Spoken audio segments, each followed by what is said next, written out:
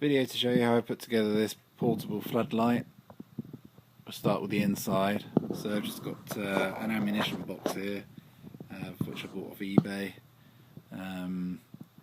This had some handy padding which came inside, take some sort of grenade rounds or maybe anti-personnel rounds or something, I don't know what they are. But yeah, really handy. It's like a sort of quite a high density rigid foam, which was ideal, so I've cut that out and used it to make a kind of holder for the battery.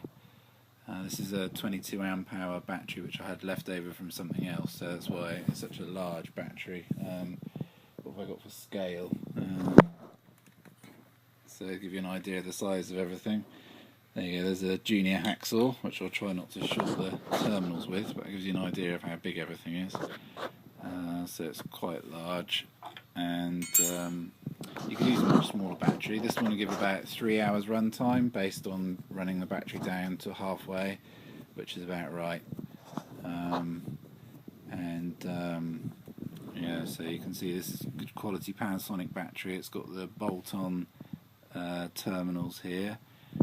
For charging, I've used this kettle lead here, which I purchased on eBay. If you get one, you can get them with a male and a female end, so I'm keeping the female end back, and I'm going to use that to attach the charger when it comes, which is just a cheap 12 volt charger from eBay.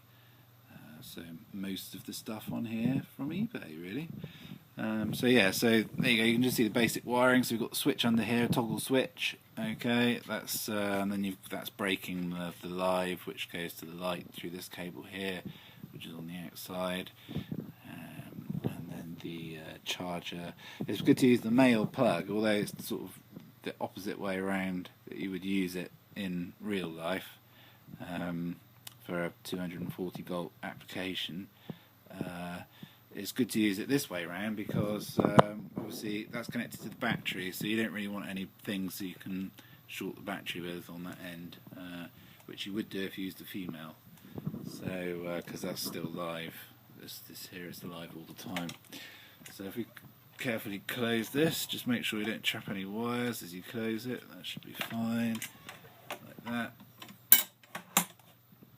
That closes down. Good thing about these ammo boxes is they've got a rubber seal which goes all the way around, and it keeps everything watertight. So as I've put the light together, I've sealed around any holes I've made in the case with a bit of silicone, and the same under here. Just before I screwed the waterproof cap on the cover on this toggle switch here, I put a little bit of silicone around the base to stop water tracking in underneath if it rains on the top of the thing. So that's the sort of view from the front. This is a 27 watt floodlight or work light, LED work light, I think it was listed as on from eBay. Runs on 10 to 30 volts, so you could use it for all sorts of different types of battery, so this draws about 3 amps, so you could use a much smaller battery, to be honest, and make a much smaller torch and still have a useful running time. So there you go, there it is, and as you can see, it's sort of nuclear bright. I mean, you can't even, it's probably too bright to use on close work, to be honest. And if you sort of see what it does when you light up these black areas over here, it really is, it's very bright.